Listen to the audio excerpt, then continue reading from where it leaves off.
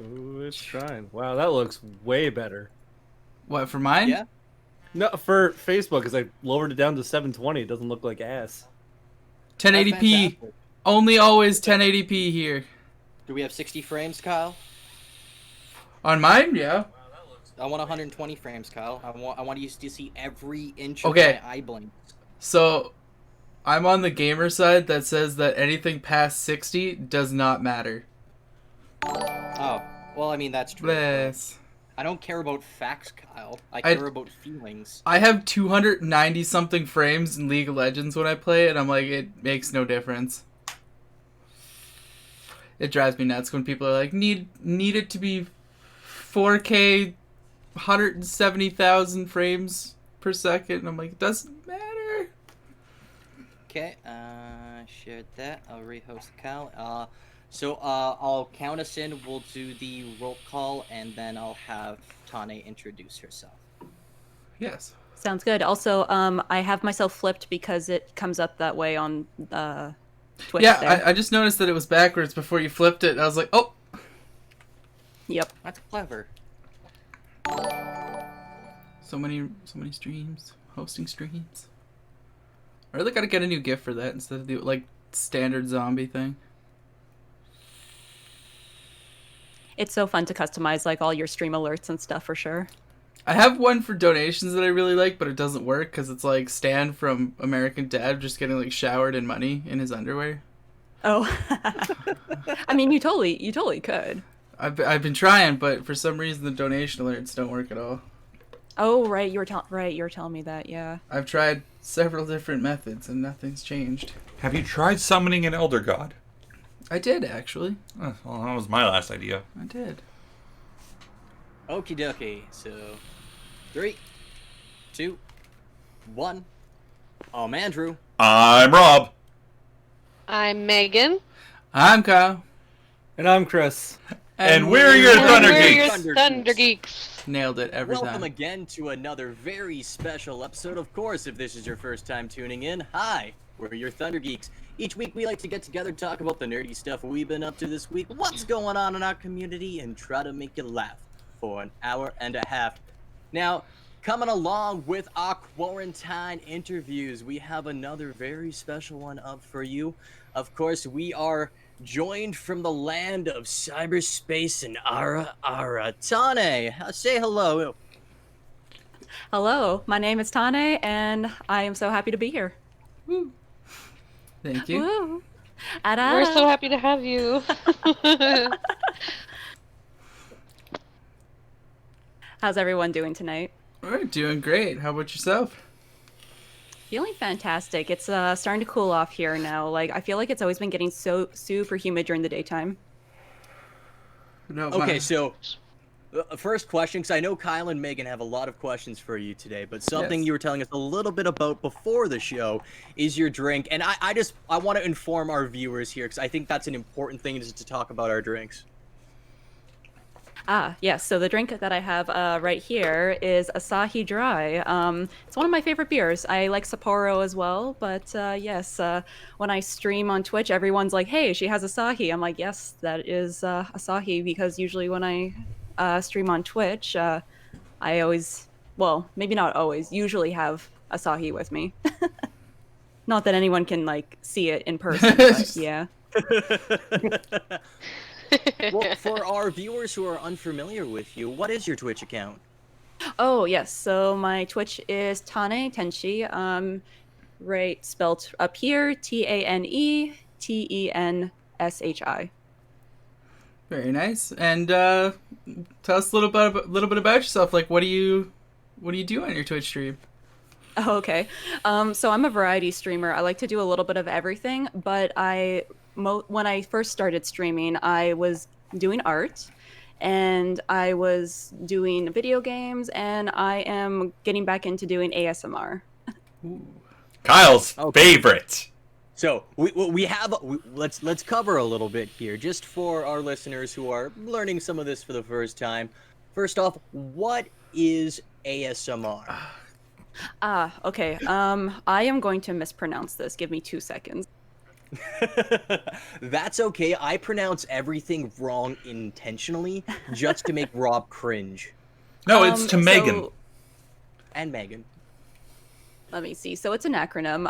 It's Autonomous Sensory Meridian. That's the one that I'm not too sure how to pronounce. Response. Meridian. There we go. Thank you. So it's basically like a tingling sensation that you get usually around like your head or your ears or your spine. So some things for ASMR, like people like when people whisper, or sometimes people like when people tap on objects. Sometimes it could be other like little things too. The favorite one that I discovered was the Mukbang McDonald's ASMR. Oh, good. So like eating sounds. Yeah. Oh, not just eating sounds, the slow opening of the sauce packets. The crunch of the nuggets. The slopping of the dip. Oh God! Don't describe it like that. You know what? I remember. Packet sounds, like rustling sounds, are another one that people like for sure too. I can't. I think my favorite chicken nuggies though. yeah. Yum yum yum. The chicken nuggets.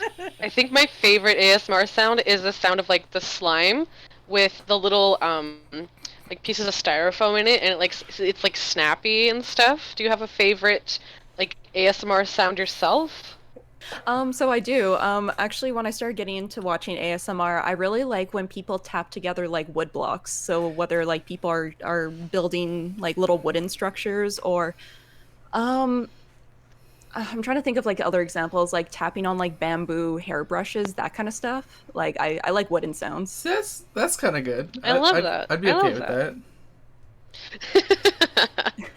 It's like construction sounds. Yeah, you know what? And there's also visual ASMR too that sometimes people can get. I like watching makeup videos, like sometimes in the background where it's like people just make roleplay videos where it's like, let me put makeup on you. I'm trying to think of the one like makeup person that I started watching, but she does like the horror stories, like murder mystery, while she's doing her makeup. And oh really? I'm okay with that. Oh man. So there's this one ASMR person that I do like watching on YouTube. Her name is Latte ASMR, and she is like the queen of ASMR. She has like these elaborate like roleplay backgrounds that she makes. Ooh, that sounds pretty good. Oh yeah, and the thing is though, it's really cool because she can speak like Korean, Japanese, and English, and I think she's starting to dabble into Spanish too. Oh wow! Spanish. Ooh. Can we learn other languages, but only in ASMR? So that's the other thing too. Sometimes people do like language learning ASMR, so it's like watch this or listen this while you sleep or something. Oh. Whoa! I know kung fu. It doesn't seem that bad. Isn't it proven that knowledge through osmosis isn't a thing? Otherwise, I'd be smart. Yeah, I'm a little skeptical myself, but I mean, like, just listening to the videos in the background are still pretty calming. Sometimes people don't even get those ASMR tingles, but sometimes people just like to watch it just if they have, like, anxiety or something. They're like, okay, I'll just put, like, an ASMR video on, or... Yeah. Yeah. See, I was trying to explain the body tingles to the rest of the geeks here, because I experience body tingles while I'm anxious. Like if I have anxiety, like my spine will tingle, my like head will tingle. Like I just get random like tingly sensations around the body. And then I think it clicked when I told them like it's what you feel when you listen to ASMR. And they're like, oh yeah, okay. I get that feeling when I get a nice new piece of loot in WoW. So those tinglies come out and I'm like, oh, look at it, it's glorious. Well, because it's based upon a personal perception, a lot of people are going to feel similar, but also like unique feelings.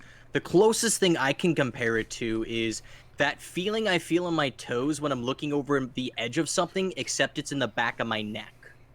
Oh, okay then. No, thank you. It's kind of interesting too because I remember looking on like Reddit one day, and there's like a Reddit for Frisian because I know there's like that definition for like when you feel like goosebumps when you listen to music. That's Frisian. Yeah. And people were posting ASMR stuff in Frisian, and like the ASMR and Frisian subreddits were like clashing with each other. It was kind of funny, but that was like a few years back. Well, even then, we've only learned some about how humans perceive things where it would seem obvious to us as individuals, but we've just learned like, oh, it turns out even the way we think inside of our head isn't the same. There's different groupings of that. And it was a question we had not thought to ask before. Well, it's like recently when people started just like that post went around on Facebook and stuff like that, where people see the streaks and lights and stuff like that, where they go, and stuff. I'm like, that. Not everybody sees that. Yeah, apparently that's a bad thing. Oops. It's not like horribly bad, but it's one of Okay. those. Hey, So maybe let see it. me can I explain the streaks for a second here? Yes. Okay, so what the streaks are is when you see streaks of light, it's because you have an astigmatism. Yep. So an astigmatism is when your eye shape is actually different than others. So when you don't have an astigmatism, your eyes are shaped like a dome, I believe. And when you have an astigmatism, your eye is kind of shaped like an oval. So that's, yeah. But I don't have Ta-da. holes. Yeah. No, No, I Rob, didn't say that's holes. That's a stigmatism. Stigmas. Okay, so Tani, what kind of stuff do you like to do for your ASMRs? Oh gosh, so we're getting to the ASMR stuff, huh? So I like a little bit of everything. So sometimes people like, it's gonna sound weird to say ear massages. So what you can do is like you can take some just stuff on your hands and you can massage like the ear microphones. Okay, so I love that. And some people like water sounds. So what I'll do is I'll take like a pipette or pipette, however you say it, and like use glass sounds and slowly drip the water like into the glass. Well, that's kind of cool. Mm-hmm. I would. think I it's love kinda that. And you know, like those dripping little... water. If you've ever grown up with bad taps, dripping water is the worst because you'll hear it at 3 a.m. and it will drive you nuts. So Oh yeah, that's when it's frustrating. That I'll agree to that. Yeah. Let me see. I have some like little facial scrubby things, like the things that you like when you cleanse your face for Oh. skincare stuff. You can like do that. So I can rub that against the ear microphone too. So this is probably going to be the weirdest sounding one. Twitch and YouTube are both popular for this. Ear eating and ear licking. oh, Yes. A lot of people Yes. like it. I don't mind that kind of ASMR sometimes, but it's definitely used as like a ASMR goal when you meet your sub goals on Twitch. Ooh. So some people will do that. Some people have ear eating or ear licking as like a hard limit, so they won't do that. Instead, they'll do singing or something like that to do like a sub goal. Sometimes people do like heartbeat ASMR too. Yeah, but I think you have to have a really beautiful. you have to have a really good microphone for that, I think. Yeah. A Would you ever stethoscope. consider? Would you stethoscope? Yeah, Would you're you ever kidding. consider singing for your fan base, for your subs? My talent isn't in singing. I Neither is Kyle's, but he still sings. I will sing in the shower, but that's it. Of course. I love I am that. actively bad, and I refuse to stop singing. We've But begged. you know what? You know what? If people ask, I won't say no. Of course, like right, everything for the subs. But Yeah. so you said you like started out doing a lot of art and stuff like that. So how did you just like get started on that? Like what kind of process did you use to begin it? So I'm trying to think about this because okay, I used to draw a lot when I was younger and a lot when I was in high school. But when I was in university, I took a long break from not doing any art because of assignments, and it was Yeah. just very long days. So I wanted to get back into art because I've noticed how much of, you know, like if you don't use it, you lose it kind of thing. Yep. Yes. Yeah. Yeah, so my challenge to myself was that I wanted to draw 3 things a month at least when I was working full time. Well, still am working full time, but so that was like a challenge to myself. Draw 3 things a month and finish them. Because when I was in high school, I would sketch so many things, but they would never like be finished. They would never be colored or anything like that. So my challenge was to sketch something, line something, and try my best to learn digital coloring as well. Ooh. We got a Nice. compliment from Benson where he's a really big fan, and you actually helped him improve his own art by Yeah. teaching him lines. Oh, yay, Benson! Yeah, Benson stated that he would watch your streams to learn more about like what to do for the art lining and like what was it? He learned to use colored lines instead of just Oh, like that's all the. awesome! Yay! I think he told me that too. Yeah, he was happy to watch me do like line art and stuff. I had to watch a few YouTube videos myself because when it comes to line art specifically, you need to have like line confidence. You can't make everything kind of uh just short lines. You have to like Yeah. it's all like it's on the elbow, not in the wrist, but the elbow. Yeah. Yeah, that was one of the things that I learned when I was younger. Was there was a substitute teacher that I had who was watching me sketch, and they said instead of sketching little tiny feather lines, why don't you just use like a full range of motion and try that instead? Yeah, And that was kind of exactly. where I started changing. Are there any things that you like, anything that you have learned from like watching other artists draw like frequently that you also picked up and learned from them? I feel like there's a lot of things that I've learned. I still do to this day. I watch other like artists on Twitch and I watch like speed paints on YouTube and stuff, and I try to Yes. consume as much as I can. It's the coloring stuff that I find really challenging because everyone has a different coloring method for whether you use like the clipping layers, or if you I just learned this recently. What's that function? Shoot. There was a word for it. It's like locking the layer or something, so you don't have to use as many clipping layers. Okay. Oh. Let Oh me yeah, see. locking Yeah. the layer. Yeah, you want to do that. Oh my gosh, do you ever Yeah. want to do that? Oh yeah. I can't remember. ever, I like- think yeah, I think there's like another word for it, but it's like you lock locking transparent layers, or it's like locking something layer. Yeah. Yeah, like you get halfway through and you're like line art and you realize that you're lining on top of your sketch in the same layer and you're just like, no! Yeah.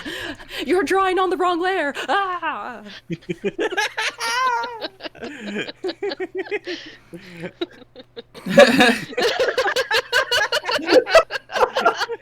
Yeah. The beautiful Oh my VTuber gosh. emotes. I love it. I love it.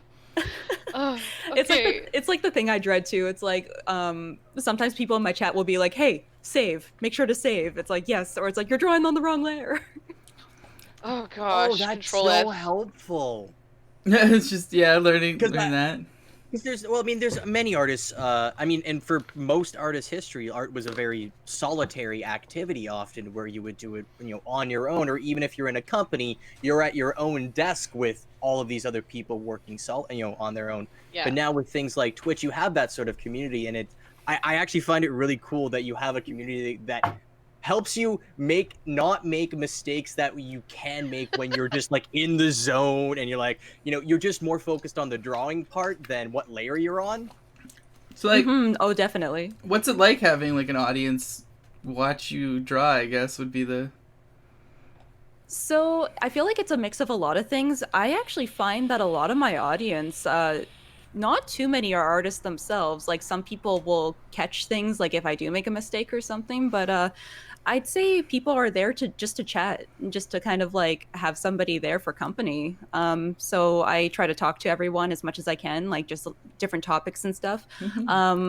Before Twitch had like their whole DMCA kind of stuff happen too, I would do like song requests for people like on the stream too.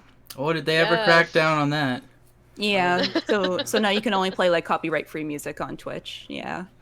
So you're talking about like What's the your? Yeah. what? Sorry. Oh, I was just Go gonna say for it. even I was just gonna say even though that's kind of always been a thing, but everyone's been very kind of hush hush about it. But then it was only recently that it's happened for DMCA stuff. Yeah. Like, It's just like- really just like common YouTube. though with yeah, it's the same thing with a lot of like new social media platforms where a lot of them will thrive because of skirting copyright until they become so big that they crack down. I'm going to be interested to see what happens when it happens to TikTok eventually, because eventually a lot of those Never. companies are going to go, you have to pay us. Yeah, exactly. What happened from what I understand is that it was rap and R&B music labels that were cracking down on people. So it was like those kind of popular songs that were being played a lot on Twitch. TikTok has actually become like a lot of, I guess, cover artists and like people making their own style of the song and becoming slightly famous off of that, Yeah. which has been awesome because I love everybody who makes it their own style. Well, I know that part of the key is you have to keep it under a certain amount of seconds and inherently transform the sound. And if you do that, you're able to use things created by other people. But I think it's around the realm of 6 or 10 seconds that you can use before you have to pay for it. Mm-hmm.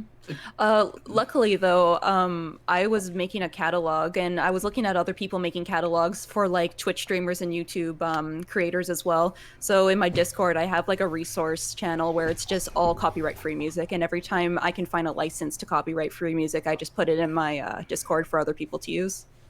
Thank Smart. you. Thank you. I kind makes of it want to. Sorry, what was that? Just makes it easier. Oh yeah, way It makes easier. things way easier. Yeah.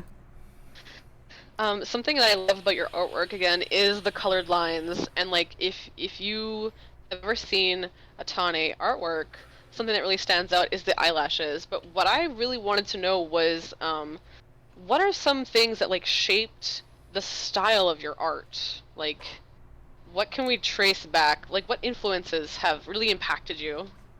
Oh gosh. Well, it's gonna sound maybe cliche. Sailor Moon. No, not cliche at Oh all. man.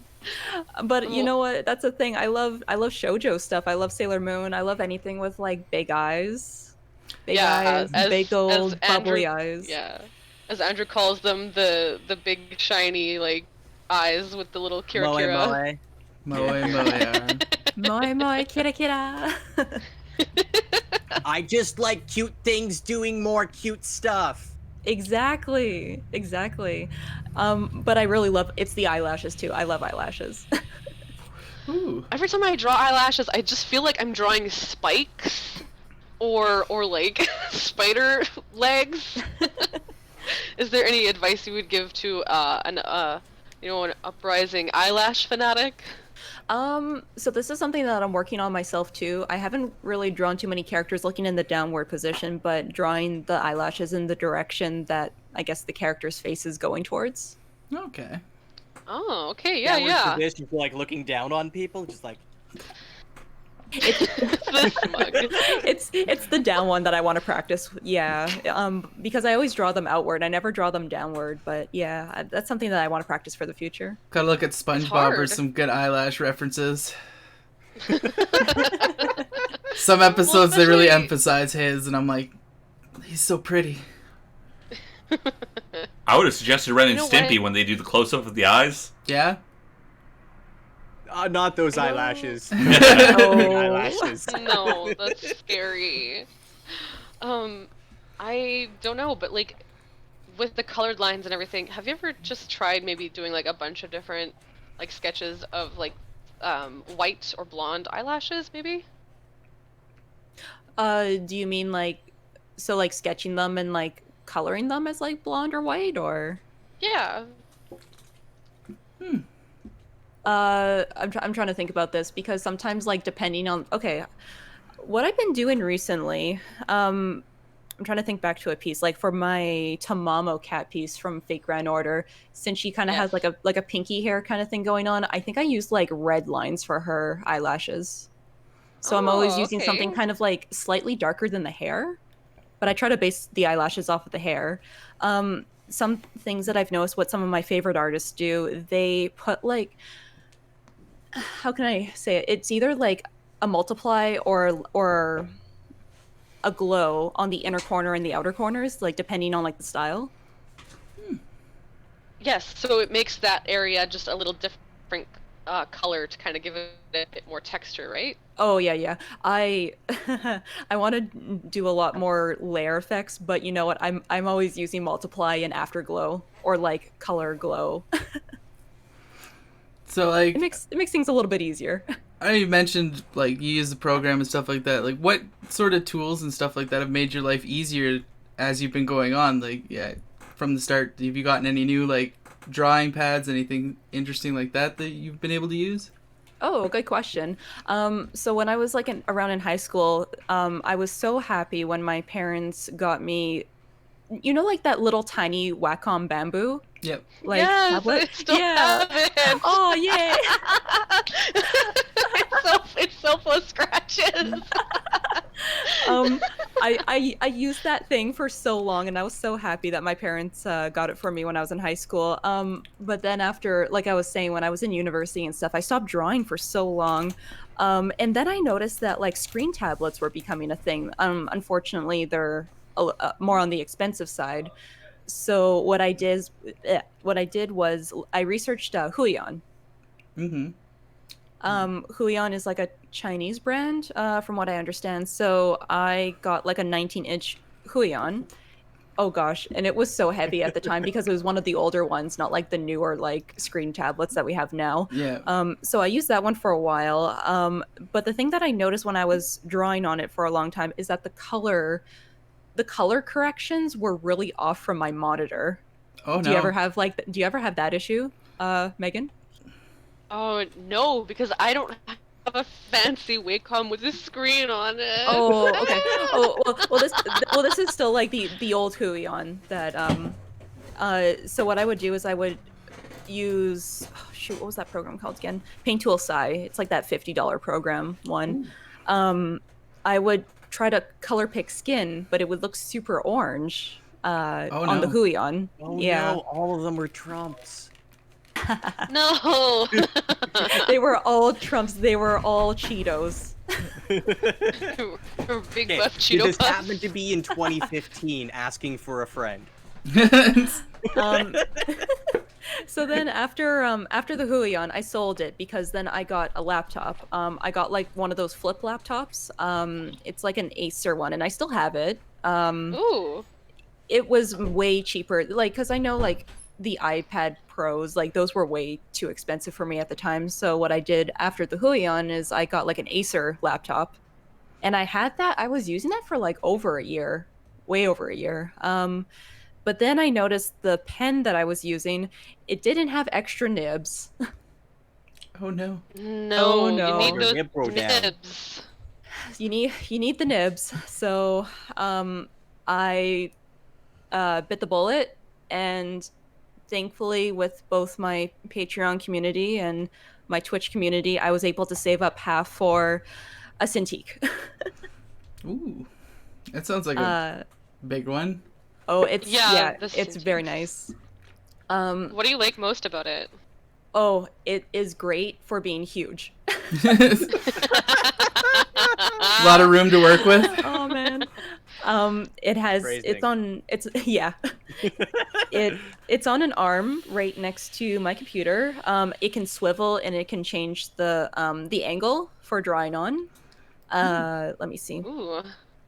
And it's the Pro one. What was it? I think I have the 24-inch one, and it's a Pro one, so it's touchscreen as well, so I can like pinch it. I can, yeah. These are bigger than my monitors. Like,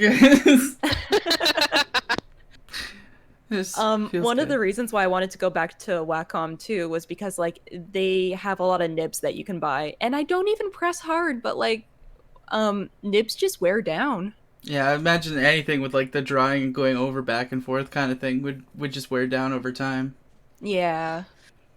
As for the program that I'm using right now, Clip Studio Paint, I was using like the $5 a month one because I have an account with Pixiv, which is basically like the Japanese version of DeviantArt. Oh, interesting. So since I had a subscription already to Pixiv for $5 a month, they let you use Clip Studio Paint Debut for it. Well, that's awesome that they give you additional benefits for like Yeah. having the subscription, like side programs and stuff like that. Yeah, and then I upgraded to the EX version. Ooh. Of course, you got to get that that high quality stuff. That was something that I Yeah. was actually curious about. Is like everything is in 4K, Ultra HD, 4K, 120 FPS. Ugh. Why am I turning into Snake? My pores. How do you keep up? Like, how do you set your canvases to compensate for like the 4K 1080p universe? So here's okay. I was almost thinking of. I was actually doing some drawings at, well, what was it, 600 DPI. But then when I was doing things at 600 DPI, I would notice that the program would crash. I know Whoops. that the yeah, I know the standard is like 300 or like, so I just keep it as 300, 350. It's good enough if anybody wanted to print out a poster of something, Yeah. then they can print it for themselves. Oh, not a bad thing. Yeah, so you know what? I do pretty much No. everything at like 300, 350 Buy the- DPI, poster size. Buy the prints from you I do actually want to. directly. I actually do want to open a print shop. I'm just really trying to research like what I want to do, whether I want to print something for myself to buy a printer, or if I want to go through like a company or a supplier. I know you want to like open one of those, but I believe you have like a sticker site already and stuff like that, don't you? That is true. The supplier that we use to do stickers and everything, they're based in California. They have a big, Uh-oh. huge vinyl sticker machine. What's the address? Oh, I don't remember off the top of my head. Oh. But that's the thing. I'm always very hesitant to release merchandise because I want to make sure everything's quality. I don't want to put out any products out there that aren't. Up to your I standards. don't know. Yeah, Yeah. myself and Crunchbite have a very high standard of what merchandise should be had. I don't know. I have a couple of the stickers from there. They're on my slapped on my computer. Yay! I mean, Redbubble's been really good to us. I've got the stickers and the shirts. Well, that's if you want to supply it. And when you're dealing with more merch, you want a bigger cut than what Redbubble gives you. Fair. Well, that too, and also I can't remember if it was Redbubble or other things, but if you were to sell things with anime copyright characters, then you can't do that. Yeah. Yeah. Yeah. A ruling against it. Kind of thing. Yeah. But yeah, with for the vinyl stickers, our suppliers like in California or I believe it's like somewhere there, and vinyl stickers are, yeah, they're amazing. You put them on like your car, computer, whatever, it'll stay on there forever. I'm excited to know that because some of my stickers that I've gotten already are kind of peely. Not of yours, but like other people's. I'm like, I know the red eye tech from the ones that I took or got from work are already fading off, but I don't think man. that brand is known for stickers. I guess when it comes to like artist stuff too, I'm a part of like that one group. It's like the International Artist Alley. So like whenever people go to conventions in like the US or like in Canada and stuff, people will like have a big pinned message about all their suppliers and stuff like that too. And Well, then that's people will handy. talk and be like, "Oh, don't buy enamel pins from like this person or like this supplier." And then like people talk about like where to get the best quality stuff. Well, that's good because then you know you're actually getting it quality because these people have already tried it, right? Yeah, for sure. So And it speaks to Yeah, it's that. a quality, and then plus. Oh, go ahead. No, Megan, go ahead. Oh, I was just saying, like, you want to make sure that you're getting quality. You want to making sure that the product that you're trying to use from certain suppliers isn't like toxic or anything like that. You want to make sure that you're giving your fan base what they deserve, right? So. Yeah, it's actually kind of funny too for like even for YouTube videos because people will make YouTube videos about like this is where these suppliers are the best for like eco-friendly packaging, and like if people want to consider that extra step on top of it, like you have your merchandise, but then you have to do like your packaging on top of that if you want to mail it out to people. yeah, so one of the things like I know that you do a lot of the art and stuff like that. Do you have like commissions that you've worked on that have come through, or like do people ask you to make certain stuff that you do on stream? Oh yeah. So the thing is though with commissions, I love that for commissions. I get to do them on Twitch, assuming that they're safe for work. Of course. Usually what I do is like if there is not safe for work commissions, I will have people who are age gated on my Discord so then they can watch me do like the not safe for work art on there. Of course. And it's like an extra Patreon perk. Andrew, how many have you bought? None. Yet. Terrible. Support words. money. Support. But everyone that I've ever got a commission from, like, or who has commissioned me, everyone's been so great so far. Because what I do, I know lots of artists are kind of half and half about this. I charge people up front, but there's some artists that do like half now, half later. Oh yeah, okay. It's a different But like. I do like all up front. So the thing is, though, what I'll do is like I'll send an invoice. So sometimes people will just maybe not pay invoices. It's like, okay, fine, I won't start the work then. Yeah. Well, yeah, and that way you protect yourself, because I mean, it happens to a lot of artists where if they don't have a pay upfront system, that they'll have someone rather start art and not pay the rest of it or not come through on it. Yeah, for sure. And I mean, like, the thing is, like, if I just don't finish it eventually, well, then it's my reputation on the line. So Yeah. Yeah. And do you have any like current projects or anything that you're getting ready for? Oh, yes. So like I said, with the whole like art challenge, when I was starting to do art again, like, oh shoot, 2018 or so, I still do like 3 digital pieces like a month, but I do commissions on top of that too. Ooh, so you got quite a lot going on there. Yeah, I have a big wait list at the moment. And it's kind of funny because people will say like, "Oh, you have commissions open." I'm like, you can be put on the wait list." Oh, the queue. The queue. It's happening now. Yes. What would you say That's is like an good. average time for your like how much that you do? Like Oh, how long does it take you to do most projects kind of deal? good question. Okay, it kind of varies. It depends if it's like a full body or if it's half body or if it's like bust up. Mhm. It also depends on how much detail someone would like. I'd say if I can do something quickly, 5 hours. But Yeah. but I have taken a lot longer on more pieces, which actually next month I'm going to be revamping Patreon because I've been taking a lot more time with things now. Yeah. And what I'm considering doing is putting Patreon things for priority commission slots. So people who want their commissions done right away, then they will get the priority for it. Yeah, it's sort of like making sure your community comes first kind of deal. Yeah, exactly, because that's what I always want to maintain. Because for the people who support me on Patreon, like they're always going to get their stuff first. Yeah, very nice. That's a really smart move, I think. And I think that your fans will really appreciate that, honestly.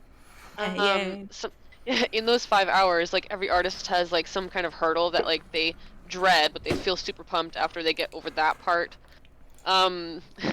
What's yours? I know exactly what you mean. My favorite parts, sketching, line art. But when it comes down to the coloring and rendering, even though I do enjoy it, there's certain times where I'm like, oh gosh, what color or like what complements this? What's gonna make this look good? It's a lot of the rendering. As someone who's horrible with colors, I can imagine that's Kyle's colorblind. I'm partially colorblind, so that makes it an issue. But you know what?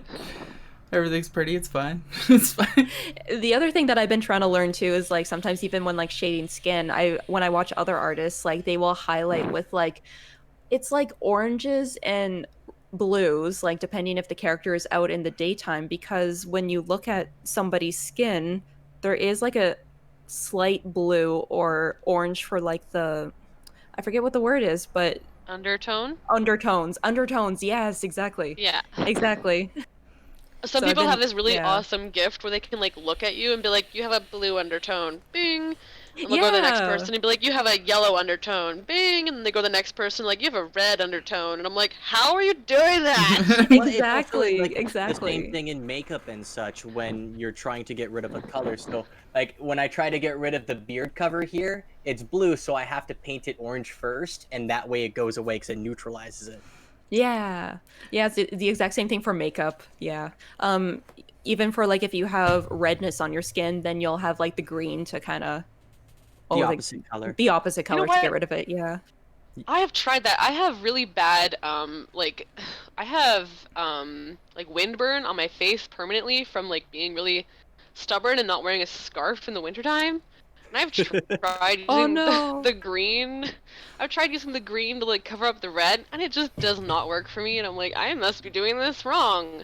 But then, you know, again, when I go to color something, I'm like, this person looks flawless. Yes. I want to say, like, as an outsider looking in, though, every time you finish a piece and it's colored like flawlessly, it's so perfect. You do a really good job. Oh, thank you. I really appreciate that. I'm really trying to get better at coloring, and I feel like that's the thing that I really want to tackle more at. It was honestly pretty relaxing because I tuned in for a lot of the Momo Cat one, and was just watching along with that. And I was like, yeah, I can understand why people watch this. I was actually pretty surprised with that one. I don't know if it was maybe because of the character's popularity or maybe just because of the design, but people really liked that Tamamo Cat one, yeah. Or maybe it's because maybe because she's naked under the apron. I don't know. You know, minor things. We'll never know. It's all about the mystery, Tane. Exactly. So what was the character from?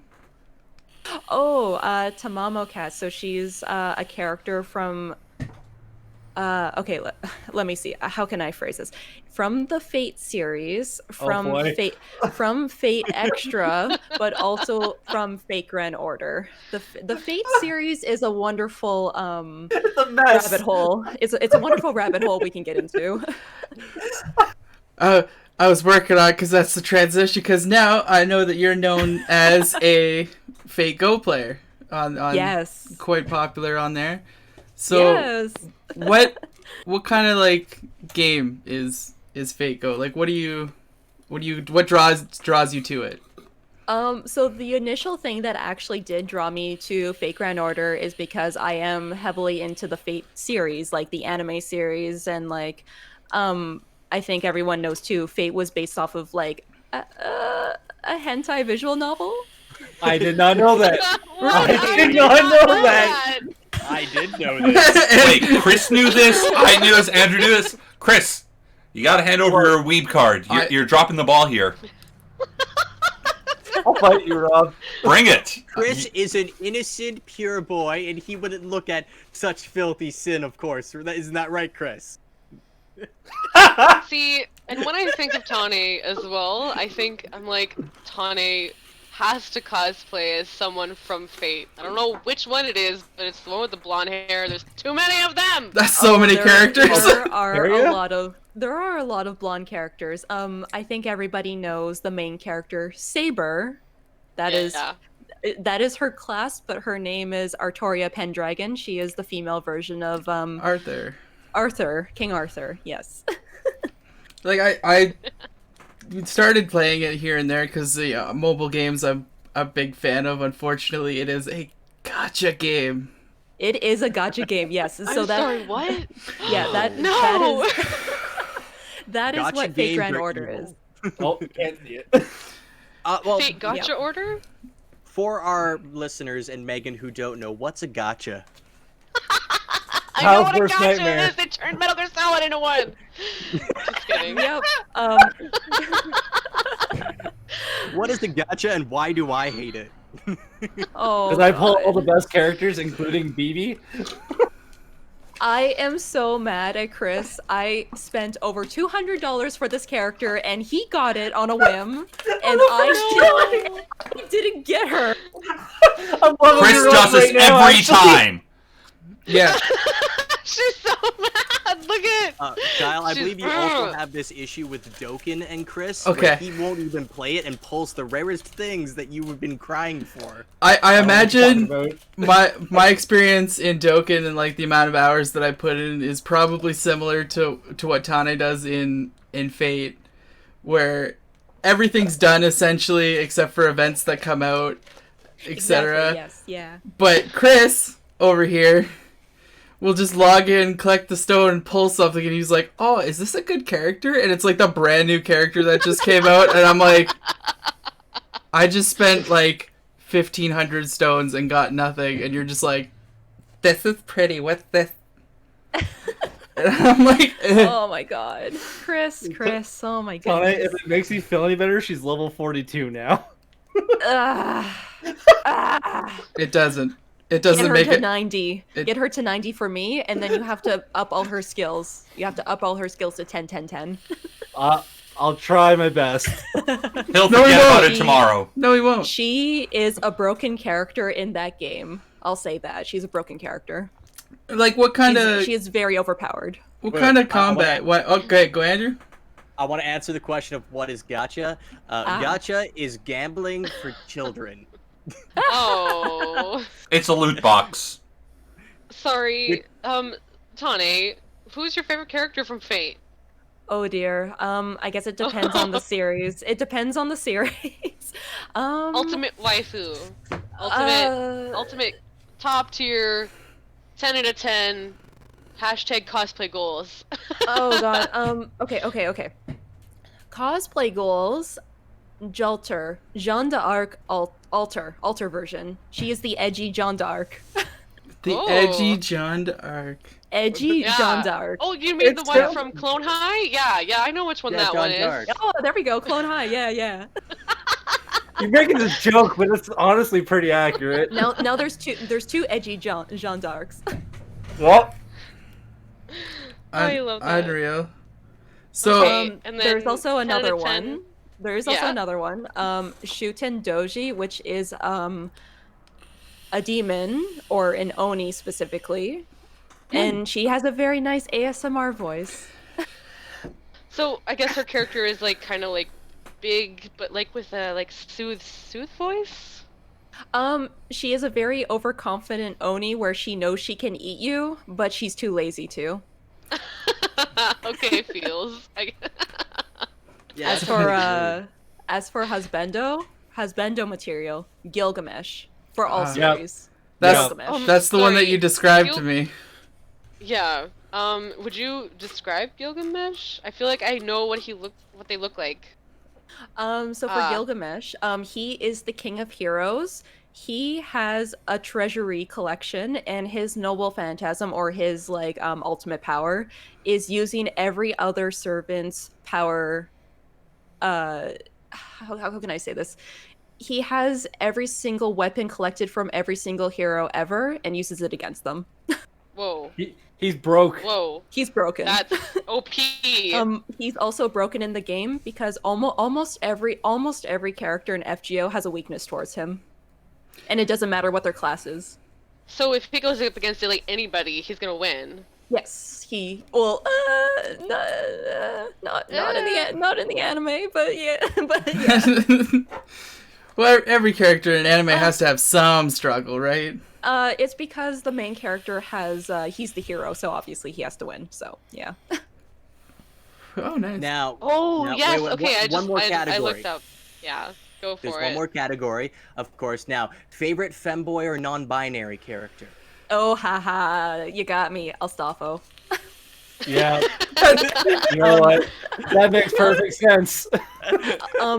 Astolfo is a very interesting Fate character. It's okay, if anyone's familiar with, I guess, the French legend, Astolfo is one of the knights of the shoot, how do you say it? I can't Aren't they remember. a paladin, essentially? Charlemagne. It's basically like the French version of the King Arthur Knights of the Round Table. Yeah. So Astolfo's the French version of like the knight of Charlemagne, who's the king. Chris, did you say paladin? I heard the word paladin. Yeah. Astolfo is a very cute paladin. Whew. So for whatever reason in Fate, they made Astolfo. Astolfo can be a boy or a girl for the gender specific trait. Oh, it's like the one that I pulled off the start was the Chevalier? yeah. Dion. Dion can also be male or female for traits. Ooh. Isn't fate just wild? Yeah, exactly. There's just a So lot that's the more than thing. that. There's a lot of characters that get for whatever reason canon to the Fate series, they are actually female or male. Yeah, counterparts. Now, for actual like gameplay wise, what kind of game is Fate? So it's a card game, but not quite a card game. It's you do have powers for your characters. It's like you click on red card, blue card, green card. Make Blue a card. combo. Okay. Yeah. Red cards are powerful, so they're Buster. Blue cards are arts cards, so you will get your Noble Phantasm, your ultimate power, charged faster. And green cards, the quick cards, are you will gain more crit stars. So it's a strategy game later on where you have to really consider which party members you're going to take all together. I can kind of relate Tank. with tank and everything that I do, but kind of in the same vein of like Dokkan, where you have to like set your party up to have like perfect link skills and stuff like that, so they work together instead of. Well, so for example, like when you were talking about like Chevalier Dion, like the saber, they are really good for tanking as a saber, so they can take a lot of damage. Oh, perfect. So I got the good one off to start. It all I literally depends. looked Yeah. It all depends. I literally looked up your husbando, and then Discord was like, "No, I can't handle it. It's too much. It's too good." Gilgamesh is a great husbando. Praise. He calls everyone a mongrel. He calls everyone Zashu. Zashu. I like him more and more. Just Oh, you'd love him. it's working out in my favor here. I like him. Gilgamesh is one of those characters where it's like, please step on me. Oh my! Oh no! Yeah, I feel yeah. that. Oh, no. Yeah. You just gave Megan a new husbando. Oh, there I We'll I see. did it. I did It's it. not hard. He's not like chiseled enough. Like he's got to have like a bateau, like jawline, I was gonna ugly say, face. if I'm not mistaken, he's just a like 7-foot tall bundle of muscles. That sounds like your type, Megan. Yeah. Yes, it really is. He's a very popular husbando, I'll say that. Okay, It makes Oh, yeah. sense. I'll be converted soon. Shoot, what was I going to say? Oh yeah, so for example, Chevalier Dion, they are very good for defense, so if you want to have an arts class kind of party, like they will do all the tanking for you. So they have target what was it? If you want to, for like a turn, the enemy will target that character instead. So yeah. I noticed, like, since I'm still starting out, I have like 3-star characters in my line, and if the breeze picks up from something, the character just like deletes itself, and I'm like, all right, I know I'm not supposed to be here. So that's the thing, like when you play the story, because that's the thing, or Fake Grand Order is one of those really early gacha games, and it is a very cruel gacha game, but the story is really good. I play it for the story. And we are still 2 years behind Japan, so we're still getting a lot of the story, so that's why we're always very overwhelmed and very burnt out with events, because they're trying to catch us up. It's like the way that I can relate that is to, again, the Dokkan ones where I'll like look up the Japanese stuff and I'll be like, why don't we have about that? Dragon Ball with you, man. It's always about the drag. It's DBZ. Wow. You know, if the camera was facing the other way, you wouldn't see all this, you'd see all Dragon Ball. Yeah, so like above me right here, there's like 3 Dragon Ball posters and a Dragon Ball card. And Megan, it's also Dragon Ball Super now. Yeah. Oh yes, Okay. yep, Dragon Oh. Ball Super. I made that mistake actually when I did like a Broly movie event in my Discord, and everyone's like, "It's not Dragon Ball Z, it's Dragon Ball Super," and I'm like, "Right." Okay, but Broly is. I'm still stuck fantastic. on the Cell Saga. I mean, Broly is great and everything. The green hair gets me, man. Yeah. But I really liked that movie. I felt like they was gave him a lot good. more character development. Everyone was telling me like he wasn't a developed character before. Okay. Yeah. No. Character So development. the original Broly was muscles incarnate, big beefy, likes to slam things, but his entire motivation was because as a baby, he had to listen to Goku cry all the time. Yeah. That was it. He hated everything because he had to listen to Goku cry, and I was like, That was the story someone told me. Yeah, he listened to Goku cry and he got angry. To be fair, when I hear babies cry, I want to go on a planet-smashing rampage. I get Broly. I understand. that was his only motivation. I get it. His only motivation. He was all style and no substance originally, and now he has story. Now he's both. it works out. He's super. Thanks for asking. He's super. Aw, he's super. I love the Team 4-star joke they do, where it's like, he's so cool, but that's so lame. Just, like I also feel that way. early Broly was cool, but a disaster. Now, one thing I wanted to touch on is I don't know if anybody watching would notice, but Tane's kind of an avatar. So. She can master the elements. What? Shoot Right? fire out your fists. Now, Nani? Oh my god. This is again another step in our plan to assimilate ourselves to the robots so they don't kill us when they take over. perfect. Kill It me, works robots. out. Now I this love would it when you be use that effect so much. We need to make friends with both mechanical, like the Transformers, and digital, like Tane. So we're there. yeah. So we're working on Bring it. on the robot apocalypse. We're their friends. So this is We don't know that yet. Tane, will you save us from the robot apocalypse, please? I can do my best on what I can do on my side. I was just expecting you to just be like, no. no. You're on your own. Bye. No. Only one of us can be saved. We must fight to the death. That's a higher Patreon tier. Oh, there we go. There we go. To be saved, it's a high Patreon tier. But this would be what I guess is a VTuber or a V. Yeah. Yeah. So how did you get started in that? Like, what made you Okay. go towards the VTuber side? How can I explain all of this? I think, does everybody know what like a VTuber or V streamer is? I assume V stands for virtual. Yeah. Okay, that's as much as I know. So I think, is everyone familiar with Kizuna Ai? Yes. Okay. So she I was can't like repeat what I know of her because it's just swear words. But I know Oh. I know Kazuna.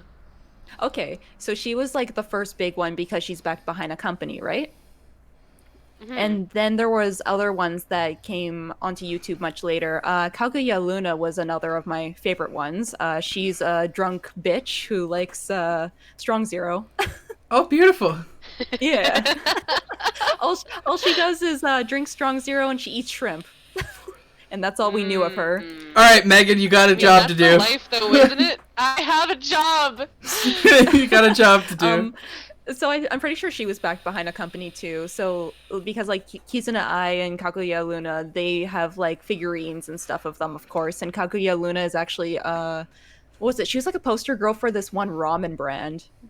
I remember at one point when when going to Japan, I saw her like promoting ramen and stuff. I was like, oh, cool. Well, that's kind of neat. There's also Shiro. Shiro speaks English and Japanese, and she came out, and I think she was backed behind a company too. And then there was Mariah Carey.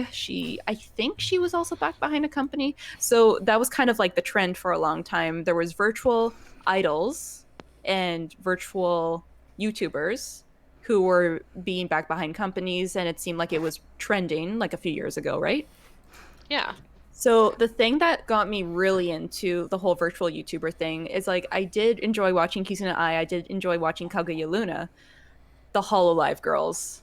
The Hololive girls were the thing that made me like really into the whole virtual YouTuber idea. The Hololive girls are they are a group of idol girls who do performances virtually, but they also have separate YouTube channels of streaming video games. Andrew, it sounds like something right up your alley. Yeah. Yeah, I do have a love of idols. It's just a small, I know I'm very subtle about it. Like, I super never bring subtle. it up, Never. ever. So my favorite virtual, VTuber girls, I love Korone. She is a very wholesome doggo. I love, oh shoot. Oh no, her name. I'm trying. Uh-oh. Oh god. Okayu, right? The cat. So there's a cat, and Korone and Okayu. They're kind of almost like their fans like paired them together. So the dog and the cat like each other. All I'm thinking of is the dog from like the joke end of Silent Hill 2 being like, you know, controlling the game, right? Yeah. He was the It was mastermind. a VTuber all along. Yeah. I also like Koko Kiryu. She speaks English and Japanese, and she's a dragon, and she does morning. So her kind of thing is she does reporting on the other idol girls as a live stream at 6 a.m. Japan. So it's like Okay, that's smart. Your morning It wake up show. it gets very meta. So her morning show is Asakoko. Asakoko. That sounds fantastic. That's what I would love to do, is be a dragon and report on other people. And my most recent favorite one is Marine. She is a pirate, but her outfit is very lewd. And she does fantastic art. So that's another thing that like I learned later about Marine is like she's an artist as well. Oh, that's fantastic. You know, art, being a pirate is also, you know, the best. Yeah. Yar. Yar. So her thing is when she starts her stream, she's like, ahoy! Aww, Ahoy, people. so cute. Are And you it's- ready, kids? Aye, aye, Captain! It all comes back to SpongeBob. Just don't Always. always. That's my life. So we did have a question from one of the people, and it's Rana, and she asked, you know, your VTuber is a succubus, correct? Like, why did you pick that? Yes, my avatar is a succubus. So when I was streaming on Twitch, before I got my virtual avatar, my audience kind of memed me into being like a succubus One-san kind Ooh. of character. Yeah, very nice. And I thought I would embrace it. Why not? Run with what they gave you. How did your character develop? So how did you decide to develop the look and the style? So I feel like it's a combination of a few things. There is an artist that I do like on Twitter, Sky Freedom, although I think their username looks different a little bit on Twitter with underscores or something. They draw really ara One-san characters. Ooh. Or I guess love it. I guess for context, One-san means big sister or older sister. Fair enough. That's beyond my wheelhouse, so you know, it's any explanation's fantastic. We have to translate some stuff into more normie for Kyle. Wait, I thought Kyle no was- worries, no no, worries. Kyle was King Weeb. He said so himself. Well, yeah, that's true, True. but He Rob? said he is, Comes but the he's dubs. not proven it. Actually, He no, hasn't- Rob. Pulled a We sword have- out of the weeb pedestal. Come on. We've proven that in fact Rob is King Weeb by somehow winning an anime trivia contest. I don't know if y'all remember, but I literally just pulled No, I've done this multiple times where every time I win an anime trivia contest related to Kitakon, it is literally me just going A, B, quit at my chair. blue. Sometimes It guessing means is the that best thing. instinctually, it's pure talent, Rob. It's like you're the main character in like a shonen anime where they shouldn't be good at all. They just have this naturally gifted skill, and that's why you're King Weeb. Why are you doing this to him? Because that means you're a side character. I'm never a side character. One of us here has a harem. One of us here, it's time. But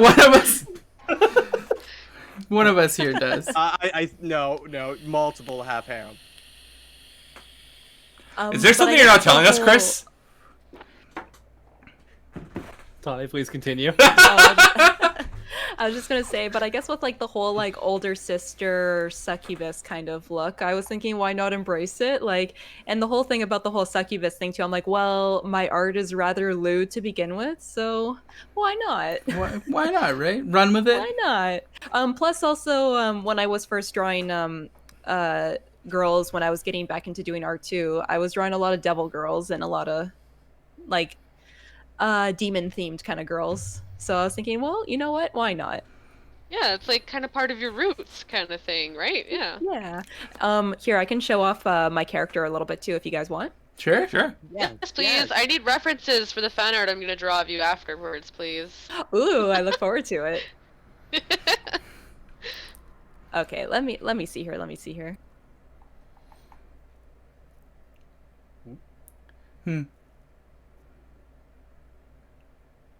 Yeah. Okay, So so you the have a hair very is really modest turtleneck. long. Oh no, it's a It's full not a body turtleneck. So it's a full body suit. It's not just like the is it the sweater and then the bottoms, but it's the full suit? Yeah. So it's like a leotard almost. So the funny thing is that there was a trend going around in Japan at the time. I don't know if you guys are familiar with Uniqlo, but a lot of girls at the time, I think this was like around winter time, they were taking pictures of themselves in this kind of like red leotard, and it was very lewd. Ooh, Oh my. there you go, Oh, Megan. Twitter. And then, so a lot of people were taking Shoes! pictures of themselves, and they were pairing it up with tights. And I was like, you know what? That's pretty cool. I like that. I I'll, like I'll take that. that. Ah, there we go. And it's like a little heart shape at the bottom of the tail. I love Yeah. it. I wanted the heart shape for the tail because it made me think of To Love-Ru, like that anime. Yes. Yeah. Yes. Yep. I know. I feel you. And the thing is, though, like with the To Love-Ru anime, it's like, well, they're aliens, but they're also like devil girls. So yeah. It's perfect. Sounds like pretty par for the course for anime. Awesome. Thank you for showing Megan's at it again. She's turning into a robot. Beep boop, beep boop. I'm sorry. So Boop. all of this has made me have to ask a question, even though I've been silent on this one. As a new and upcoming artist, how do you draw bits, and you know which bits I'm referring to, without feeling like, oh, I'm the worst piece of trash out there? Okay, yeah, Rob is feeling uncomfortable with him Oh, drawing genitalia for the first time. Rob is exploring his artistry. Oh boy, oh Rob, boy. I go for it, approve of Tony. your explanation or exploration. But yes, how does Rob feel more comfortable with himself? Literally. As an artist. Oh boy. I wonder how I can explain this because I feel like I've always been kind of comfortable drawing the body. Now, do you feel embarrassed if you draw by yourself or like when there's other people around? It's Because not. I feel embarrassed if there's other people watching. It's not embarrassed. It's I keep trying to find this middle ground of Do you not. feel impure? No, I feel like I'm not doing the genitalia justice. I feel like this is a therapy session that we need to have with a professional. No, this is a beautiful thing. Rob wants to show respect, and he wants to feel more confident as an artist. So maybe what I can suggest is this is something that I tell everyone too, and I feel like it's maybe a very good thing for advice. Draw what you like. Oh no. Oh So, no. So maybe if there's a specific look to something that you like, whether it be, I don't know, the bits, whatever. How do you like your bits, Rob? How do you like them? If you like them a certain way, then draw Yes, them Rob. how you like to. How do you Rob. like your bits? How do you like your bits, buddy? Agree. That is 100% the best Oh. because Beep boop. when I draw bits, they look a lot. Oh. They look a lot what? Whoops. Okay. Exactly. They look a lot what? What do they look like, Megan? Really quick. So when I draw bits, they look a lot different than how other people draw bits because I'm drawing them how I like them. Tane is exactly like she's hitting the nail on the head. Well, I feel like that's kind of the best thing because you don't want to draw something that you don't like, right? But you need to start with drawing what you do like. Because okay, oh, how can I say this? Something that I started doing on Patreon because a lot of people liked this. I would draw female characters, but then I would draw them with the male bits as an extra perk. So Yeah. Saw that yeah, coming. so Well, that's I know the thing. I know what you're talking about. Yeah. Oh, okay. The Fudanari. There we go. There you go. Yeah. Breaking the Fudanari. binary. Exactly. So the thing is, though, I would draw them with both the girl and the guy bits. So I would look at how other artists would draw bits, and then I would. Okay, I feel like that's kind of another thing too. You need to find other people who do art that you like to mimic how they do it. Style comes Exactly. later. Style comes later. I'm gonna have And a very I- strange Google search history now. And I Nothing had to learn changes. that too after. I had to learn that too. It's like you have to almost kind of draw what you like and then draw what you like of other artists' stuff, and then style will come later. Rob, you can just watch the credits of Superbad over and over again. Oh, Rob's there we gonna go. look up Fuda. You know, that's actually not a bad idea, Andrew. I know. And I'm being surprised I didn't nice. think of that sooner. Honestly, when it comes down to it, Rob, if you're feeling guilt about drawing bits, you maybe need to have like a one-on-one conversation with yourself about why you feel like you're having guilt about drawing bits. Like I said, it's because I'm not doing them justice. Yeah, no, that's what Rob said. No, this was valid. Rob So that's didn't that's feel exactly it, worthy Rob. of. Do you feel like your bits are not doing justice? Well, I'm not using my bits as the model. Okay. I'm not using my bits as the model. I'm using Andrew's bits. Thank Okay. you. Actually, no, thank you, Rob. I'm gonna take that as 100% as a compliment. It is. And- I And think. also, Rob, you want to feel worthy of my bits, and I respect. Right. I don't want to make your bits look bad. I want to make everyone who sees it go, that is a work of art. I I hate wish to this. meet the model. I hate I this missed so fate. much. I missed the fate conversation. You missed the fate conversation. Can we go back? This got derailed so hard. It's so hard. That's why I'm Thank here you for with the your- penny on the train tracks. Oh, no problem. I feel like, well, that's the thing that I had to overcome too. Kind of, well, the thing is though, like, I feel like I was always comfortable drawing stuff like that on my own. Obviously not with people watching me. But yeah, it's like you need to draw what you like. And if that research involves looking at things that you like, then you mimic it, kind of. We've all had those moments where someone is looking at your sketchbook and they go, "Can I see that?" And you clutch it to your chest and you go, My what? "No." That is the absolute worst. I understand what you mean. Like, oh, Rob, are you gonna that's- paint that that's, piece at work? No, that's the one thing I decided is that's not being done at work because. So this is actually a true story I'm going to tell you about Tuesday. A friend of mine posted an image to her story, so I think I'll just click, and it's her basically in a bikini with her butt very well visible and exposed, and a coworker is right over my shoulder and just kind of gives me a look of, at work, really? And I'm like, I swear it's not porn, it's a friend's butt. That doesn't make it better, but I wasn't expecting this. So That might make it worse. yeah. So You're not helping. so yeah, I decided I'm just gonna paint that not at work. Rob, you're not ahead of this race. You need to quit. Nope, I don't. You guys know me. I don't quit races. Even if I'm dead last, I am crossing that line. The train is crashing through this station.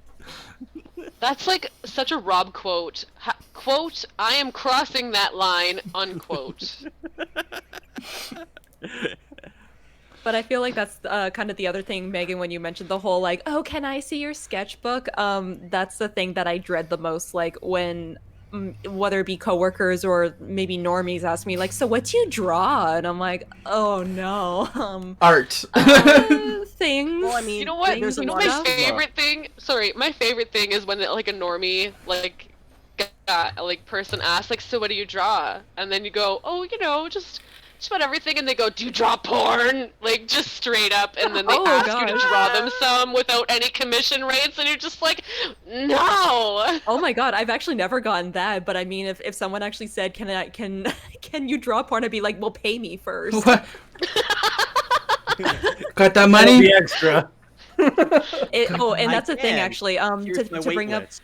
actually to bring up the whole commission thing, I do actually charge extra for The either bits? not safe for work stuff. I tack on an extra fee because it's something you can't include on your portfolio. You can't include on your portfolio. Yeah, it makes sense. Yeah. Okay. So if you're gonna do like the more sophisticated artworks, you should probably charge a little extra. Yeah, Oh, that's good. sophisticated. I don't know where to like segue from that. I don't know. but Kyle's got this I- list of I have- questions. I have that- a large video list. games. More video games. Like, It's like what I have you ha- been playing recently? I mean, aside from FGO, which is obviously something that you play nonstop, right? So. Oh yeah. Yeah, what's the most recent game that you've played? I've been absolutely obsessed with Witcher 3. Yes. Ooh. Witcher 3 is a fantastic game. I finished Witcher 2, I think, sometime before quarantine happened. Not as good. Witcher 2 wasn't very long at all, and don't absolutely nobody play Witcher 1. It is horrible. It's horrible. The controls are really bad. You can honestly But- just start with 3. You know what? But the thing is, though, 2 actually gives you a lot of context for like the story, and for number 2, you get to understand a lot of the story that happens from the first game. Witcher 3 is absolutely amazing. I still haven't finished it yet. It is easily going to be like a 200 hour game Yeah. or more. It's very long. The map is massive. It's Like, massive. It's a huge video game, and which makes me all the more hyped for Cyberpunk. So yeah, same company that makes it. It's CD Projekt Red, and they've already announced that they have free DLC coming for 2077. Just Oh like, boy! just yeah, Ooh-wee. free DLC is That's fantastic. like- Ooh-wee. They keep pushing it back, but when it comes out, it's going to be a finished game, which is fantastic. Oh yeah, I am really hyped for Cyberpunk. So what I'm hoping is like I can get through Witcher 3 before Cyberpunk comes out. I think it's still on track for November, so you have some time. I have some time then, okay. Yeah. The thing that's just awesome about Witcher 3 is like you have all those dialogue choices, you have so many things you can do, whether you want to be a good guy or a bad guy.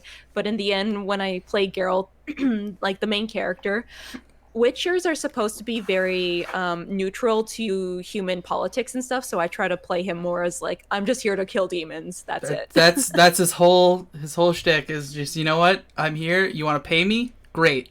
We're gonna kill stuff for you. Exactly. Sounds like a true Pollock. He's a great time. Wasn't the Witcher series written by a Polish dude? Yeah. Yeah, it is. See, Andrew? Don't give me that shocked look. Geralt is totally Polish. Just don't read the novels. Okay. I know that there was like a whole kerfuffle that happened with the novels and like what was it, CD Projekt Red or something, because Novels are real bad. the author wanted more out of his royalties or something because he thought, video games, that's not going to make money. Well, turns out Witcher 3 is one of the probably best reviewed and like starred games that has come out for a very long time. And from what I hear is that they're even thinking about making another game if they get everything settled with the author. Ooh, I would like another Witcher game. It'd Oh, be great. heck yeah. They got- I think what they can do is like prequel games because nobody has spoiled the ending for Witcher 3 for me yet, but from what I understand, everything gets wrapped up perfectly. It does indeed. They also have a lot of like hype after the show came out on Netflix, and everybody loved Henry Cavill, I mean, do you Oh, blame yeah. us? including his bathtub scene. I actually still want to watch more of like the Witcher series on Netflix because I only watched a few episodes. But yeah, it's really great. I was not told of the bathtub scene. Yeah. Oh yeah. Oh my god, my favorite thing recently is male characters bathing in video games. Megan, Death Stranding, like bathing as what's his face? Norman Reedus. Read it. Yeah. Kratos has his own bathtub scene from God of War. Chris, So you you're were in talking the about a bathtub? dog. I mean, he could have his own bathtub scene. I could do that. Kai has a bunch of hot spring scenes where you just see his butt. Yeah, Ghost of Tsushima, like you get to bathe as the samurai guy. It's a great time. Rob, love you can that just they're get sprayed incorporating down with bath the hose. scenes. Just Kratos has a pool in the back. Yeah, he's got a little pool outside. Aw. He still stands in it all, And drinks all from the it. time. He'll just go and stand in it. There's no water or anything in it right now, but he'll just go stand in it. He likes it. It's his. Oh yeah, there we go. So I really like watching Arthur Morgan bathe, and like Jin Sakai, you get to see his little butt. Yeah.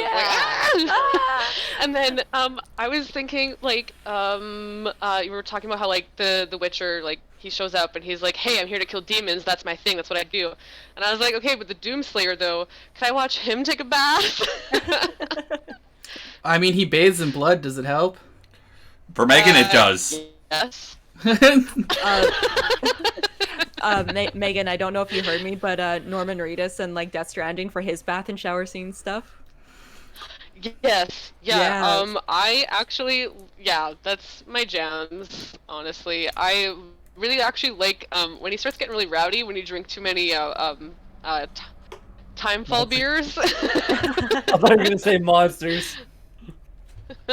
Yeah, when he starts drinking the monsters and he tries fighting with BB, like, leave Lou alone! Aw. Death Stranding was a good game. I really enjoyed it, even though some people didn't like the whole mail delivery kind of aspect of it. I actually really, it made me think of Journey, that one PS3 game. Oh, I remember that. That was probably like the best reviewed PS3 game for a very long time, even though it has no dialogue or anything in it. You're just running around. Exactly. And like, I really enjoyed like, I wish Death Stranding was a little longer, but you know what? It was pretty satisfying. Like helping other people try to cross bridges and making a road and stuff, like to just do materials to help everyone else. It's awesome. But then you get to encounter like your fight scenes and stuff later on in the game. Yeah. I fell in love with the song Ghost. Oh yeah, from I replayed that one. That is like, I know it's gonna sound super my Aquarius coming out, like definitely. That is like an Aquarius song right there. That, yeah.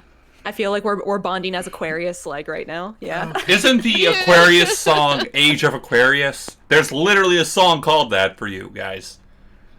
Yeah, but it doesn't have like, super, lonely girl lyrics, okay? Lonely I sad know girl it does lyrics. No, Okay, no. so this is actually the funny thing.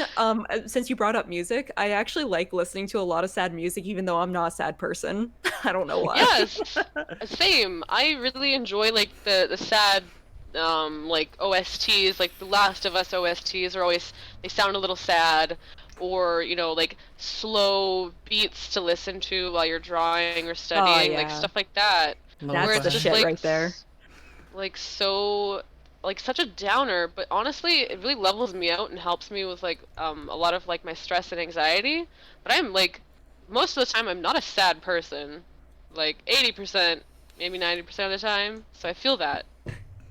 Oh yeah. But you- It's kind of funny because I listen to a lot of like Lana Del Rey and like you said, like Oof. the study lo-fi beats to listen Yes. to and stuff. Oh my god! But and the I thing is love though, like, Lana. I love Lana, and then like people will just be like, "Why are you listening to her so much?" I'm like, I'm not sad. She just has good music. Honestly, it just resonates in a strange way.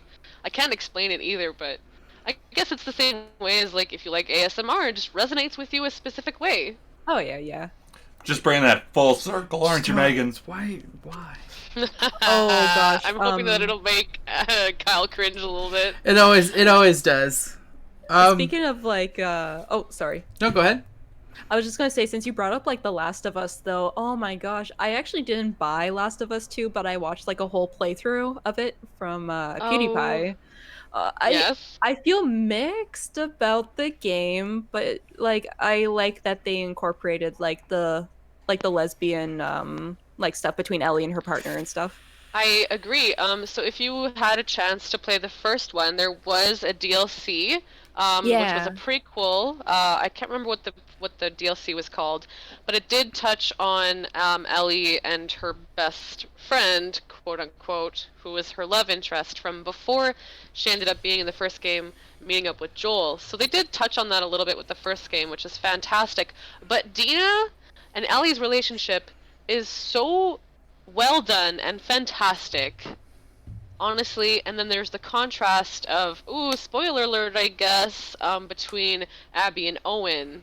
Yeah, where you can yeah. see where like Abby and Owen's joking gets a little bit of venom in it, whereas Abby and Dina, they stay in like a healthy sort of way with the jokes and stuff. Yeah. Sorry, I could go Yeah. on about that game for days. No, I'm it's so it's all good. It's sorry. all Really good. can. The ending, as depressing as it was, like it was an ending. Like revenge Mhm. bad. Revenge bad.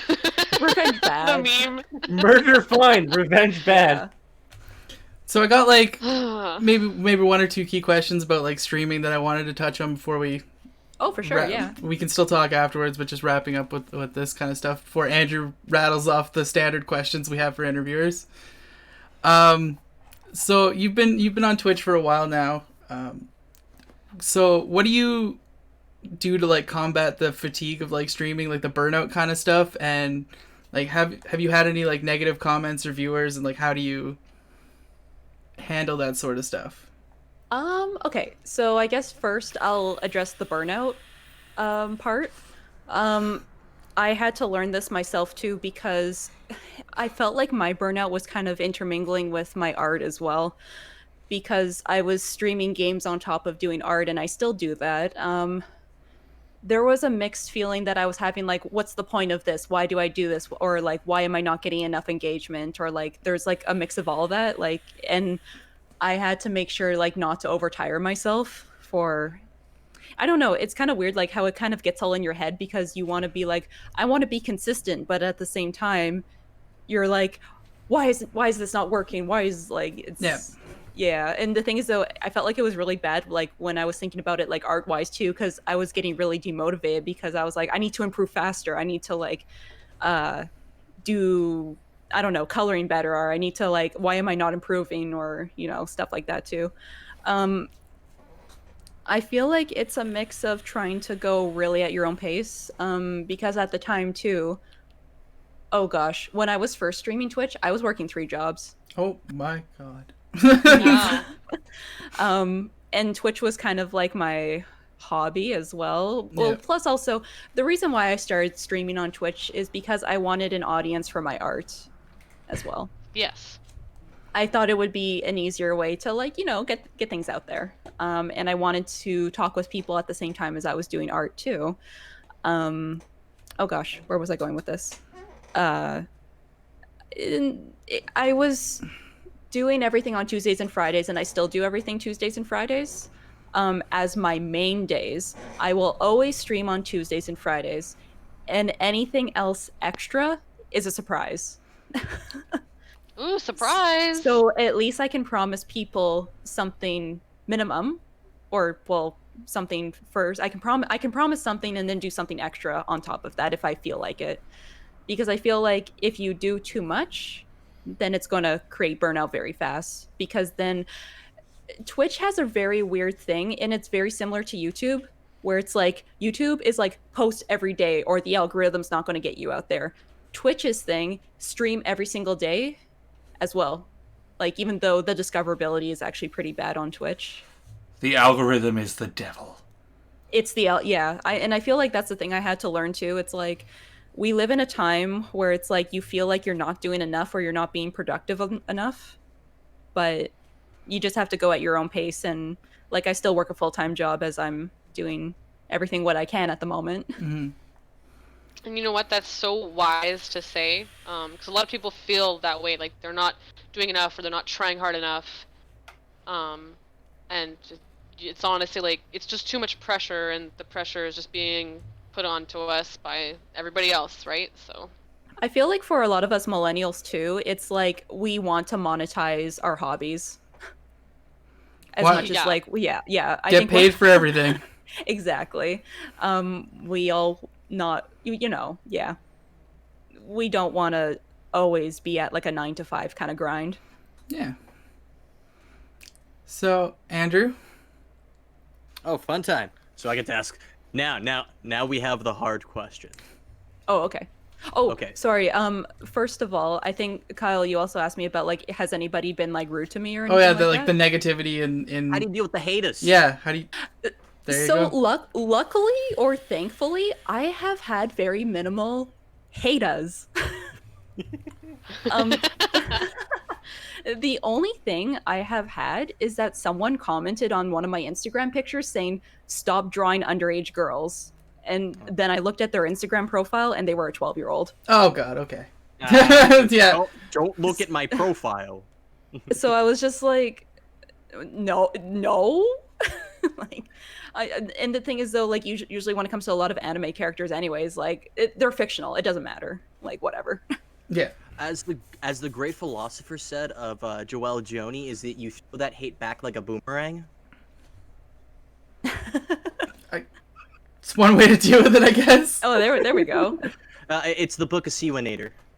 No. But I mean, there's been like the people who also like when I'm on Twitch or even like it's the same like even before or after using my avatar, people will say bitch, whore, like that kind of stuff that female like people get on Twitch. Yeah, block and ban, whatever. Yeah. Got the bots for that. That just immediately. Exactly. Yeah, exactly. Now, a very serious question. Is it pronounced crepe or crepe? Oh, I guess it depends if you want to say it the French or English way. Would you rather pilot a giant robot or be a giant robot? Pilot a giant robot. I want to be the Ava boy. I want to get in the robot. I want to get in the robot. If you could ride any giant animal into battle, what would you ride? Ooh, a giant animal. And now it doesn't have to necessarily be giant by nature. It can just be a small animal made giant. So that's what I was thinking of. Could I ride a giant bunny rabbit so we can hop super high? Yeah. Absolutely. Absolutely. And one of our most important questions, is a hot dog a sandwich? Oh, that's something that's a question I asked to people on stream too. So here's my opinion. I think a hot dog is not a sandwich because the bun is technically one whole thing. So does that mean that Subway does not serve sandwiches? I know, right? That's the conflict. And here's the other thing. Can a taco be a sandwich? There you go, Chris. Bread taco. Chris is of the firm belief that that a hot dog is in fact a bread taco. It is. So the last thing here, it's just going to be this or that. Rapid fire tells the first one that comes to mind. Are you a lover or a fighter? A lover. Marvel or DC? Marvel. Star Wars or Star Trek? Ooh, oh, that's tough. I want to say Star Wars because I've seen more Star Wars content than Star Trek content. Would you rather be eaten by a horde of gerbils or a flock of ducks? Oh boy. What would be less painful? What would be less painful? Ducks don't The have ducks teeth. would probably the ducks would probably rip in, I don't know. Ducks don't have teeth, which Rip might make and it more tear. painful. It's like getting bitten by a dull spoon. Yeah. Oh, but the gerbils would probably have. Oh, they would have rough teeth. Pain, maybe- pain is not an option here. Maybe the gerbils will make things go faster. Gerbils. Tacos or pizza? Oh, tacos. Pirates or ninjas? Oh shoot. Oh no. Oh no. What have you done? Oh no. I want to say ninjas. Naruto running. Burned to death or frozen to death? Frozen to death. Pancakes or waffles? Oh no. I love waffles. Sorry. Okay, wait. I love pancakes, but the thing is though, if I could have waffles and chicken, oh man. Chicken waffles, It's yes. fantastic. Oh jeez. But I think I'll take the pancakes. Ooh. Star Trek holodeck or Matrix head jack?